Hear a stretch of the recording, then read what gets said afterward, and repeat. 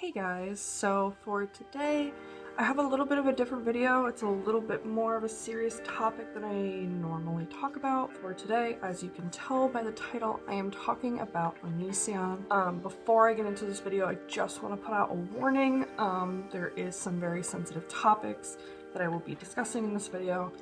If you are somebody who gets triggered by that kind of stuff or just feels a little uneasy, I would probably click off of this video. This video isn't necessarily meant for like entertainment purposes. It's more of like a warning. Kind of give like a little backstory on Onision. He is a YouTuber. He has been on the platform for many years. Always very much been known for his controversial videos. He has a very strong fan base, I will say that, but he has gotten himself into a lot of trouble over the years. You don't find this guy to be attractive. Otherwise, you might wind up getting punched in the face. Ladies, he hits you because he knows what a woman wants. Let me put this in context so you realize it's a joke. See, now it's not so hateful. But for me, as somebody who was never really a fan of his, so I knew of him, but I was never subscribed to him, I never watched his content. So I was never aware of all of this until I found out a documentary came out, which is why I feel like it's important to kind of spread the word in case someone else out there doesn't know the information that I also didn't know. I also did my own research because I knew that based on the comments and reviews on this documentary that there was a lot either left out or wrong, so I just wanted to do my own research. And I waited until I felt like I was confident enough to give out that information. This documentary that I'm talking about, Onision in real life, and you can find it on Discovery Plus. Now, this documentary isn't the first time that he has been called out. He has been called out over the years so many times by so many YouTubers, very big YouTubers too. Just kind of someone who's always like slid under the radar and somehow has managed to just get away with half the things he's like said and done. Not to say that these aren't important, but we're not just talking about like saying something controversial. Like, we're talking about actual actions that are illegal. I don't recommend just watching this documentary. It definitely is important to watch, but I wouldn't use it as like your main source of information. There are plenty of other resources out there on the internet that will give you more than what this documentary offers. He is currently not on YouTube. The last video he uploaded, he said that he was leaving. I doubt this is like his final video like ever. I will just list off a bunch of controversies that he has been involved in, just so you kind of get an idea of like what's been going on over the years, and then I'll get into more detail on things that I feel like are important to like focus on. I will be reading off of my computer with this because I did write it down, because there is a lot that I will not remember off the top of my head. And this is all public knowledge. You can easily Google this and find it. So, he was banned from VidCon 2021 due to stating in a video that his ex, Adrienne Jorgensen, slept with more than 20 people, therefore she is a slut and can't be removed. Number 2, he was banned from Patreon in November 2019 after posting the phone number of Billy Dawn Webb, which is essentially considered doxing. And the reason that he did this was because there was grooming allegations against him, and he didn't like that, so. Number 3, in 2019, he was fined for $90,000 by the Planning and Public Works Department of Pierce County, Washington. Number 4, there are tons and tons, like I can't even give you a number, but there are tons of abuse, grooming, and allegations towards him by multiple people, including minors at the time, which I will get into later. Like I said, I'm not going to cover everything that was in the documentary. I'm just covering things that I feel like should be known, but also in a way that I'm not making somebody relive their trauma. Like, I'm not going to insert I guess evidence in a sense. Like, you can go find that on your own if you don't believe something I'm saying. I just don't want that kind of content on my channel, because what I'm going to talk about, like the people I'm going to talk about, they have been open with discussing this, so I feel it's okay. But like I said, I'm not going to show any sort of like videos or photos because I just don't want to put that out there any more than it already is. It's very hard to watch. So the first thing that I want to kind of talk about is his ex-girlfriend Shiloh. You can look her up there. She pretty much started out as like a singer, and then when she got with Onision, she kind of like dropped that for a while. I believe she is back in the singing scene. I think she's back in the music industry, which is really great, but yeah, let's just get right into it. So I feel Shiloh alone is probably one of the biggest things to cover in terms of Onision, because there's just so many layers, and I'm not even going to address all the layers because there are just so many. I could never fit it in this video. First and foremost, we're going to talk about age. So at the time that their relationship started, she was only 17 and he was 25. As someone who is 26, I can't imagine even remotely being interested in someone who is still in high school. That's so gross to me. There are states where it is legal to be at a younger age and be with somebody else. I just don't personally agree with it, especially because the female brain isn't even fully developed until you're 25. So I feel like making that sort of decision, I just don't think a 25-year-old has any place being with a 17-year-old, whether it is legal in whatever state that they're in. I just don't agree with it.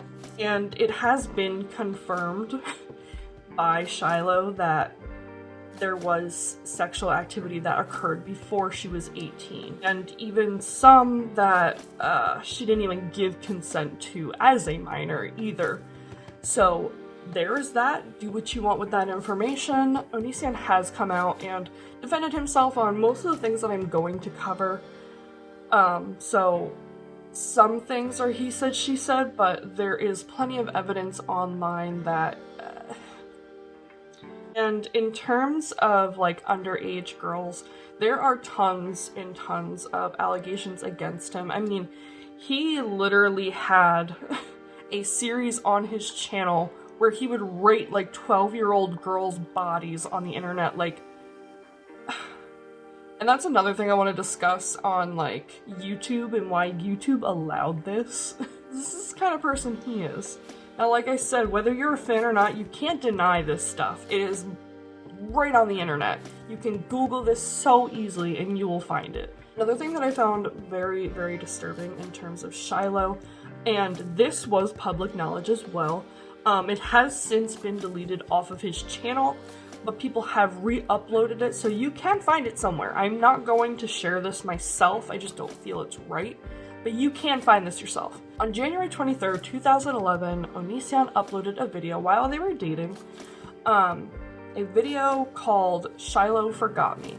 And the entire video is of Shiloh forgetting who she was, who Onision was, what was going on. And she kind of went into like a state of what seemed like a seizure. Onision explained in the video, like he was filming this, he filmed this, okay? He was explaining in the video that it seemed like it was a seizure and it started right after they had a fight. I mean, there could be several reasons why somebody has a seizure, but seizures can be brought on by a lot of like distress. And so it would make sense if it was a seizure. I mean, I don't know if we'll ever really know if it was a seizure. To me, it seems like it is. Yeah, she went into like a complete state of like she has no idea what's going on. She kept repeating like weird things like I want to make a rainbow, like over and over again. She thought at one point that Onision was just some random dude that kidnapped her, and he was trying to show her videos to like make her remember like, hey, this is who I am, we're together, like, you know, trying to show like I'm your boyfriend, like everything's fine. Why are you filming? First of all. Second of all, why aren't you contacting somebody to get her help? Because it's clear, whether it's a seizure or not, something is going on. I can't, as somebody who has been on YouTube since 2008, I can't picture myself instantly being like, I gotta film this. Years after this had taken place, he has come out and say that she like probably made it up. If that's how he feels now, regardless, in the moment, that's not how he felt. He blatantly said he thought it was a seizure. He had no idea what was going on. So regardless, in the moment, he felt that there was no reason to call for help. He was just gonna film it and hope he can fix it himself. I think that is so wrong, like so wrong. And the fact that that even like was edited and made it on YouTube, that's insane to me. And this was like towards the beginning of like his channel. So like right then and there, that should have given his viewers like a warning, like, hey, this is the type of person I am. Somehow he slipped on by. He did end up deleting the video because it did get a lot of backlash. I will say that it did. However, it didn't change anything. He still has a huge fan base. At the end of the day, like, he can defend himself all he wants regarding this, but he is not a doctor. He is not the one who should have been handling what was going on with her. And everything that I just talked about, I mean, this was literally just the surface of all of the things he has said and done. I mean, I'm not even gonna get into this, but there are tons and tons of allegations against him and his current partner, who was also very young when they got together. I believe she was above 18, but still, I mean, yeah, there are a lot of allegations, not just against him, but his current partner as well. Of them, they took in like this young 16-year-old girl who apparently was in a bad living situation, and then somehow the both of them ended up, I don't know if they had sex, I don't know if it was, I don't want to say which one when I don't know, but this is, like I said, this is all public knowledge. You guys can easily Google this. I just feel like people need to be made aware of it, because I was not. I have friends who was a big fan of him, and I just genuinely never knew. I never looked him up. I knew people didn't like him, but he had always been on the platform, so I just assumed like, okay, it must not be that bad if he still has a platform. But to my knowledge, YouTube is not monetizing his videos. He is no longer making money if he were to come back. Now, I don't know if that's going to change if he decides to come back or not. I know people have said this before, and I'll say it again, but YouTube just needs a better handle on who they are allowing to speak on their platform, because there are a lot of really toxic and dangerous people. I mean, this is a dangerous person, and that's not to say that he hasn't helped people. I mean, he was a big voice for like the misfits. You know, anyone who never felt like they were a part of anything or felt like they didn't matter, he was the voice of that, and I think that's why a lot of people hold on to him. But at the end of the day, that doesn't mean he's not a bad person. He is a bad person. I just feel like by putting your voice out there regarding this information can help somebody, maybe even save their life. But like I said, if you want to know more in depth about what happened, you can easily look this up. That's just not what this video is about. It's more just kind of spreading the awareness of what's going on. But I just wanted to come on here quick and give you my thoughts on it, because it's kind of been eating me up. I just felt like I really needed to say something, and especially because not only did I watch the documentary that came out on Discovery Plus, but like I have seen so many YouTubers talk about how they felt about it, and it didn't sit right with me. I had to say something. So if you guys have anything to say regarding this, let me know in the comments, whether it's defending him, whether it's not. I just want to hear what people have to say. But this is a bad person, and that's how I feel. So thank you guys for watching, and I will see you guys next Monday. Bye.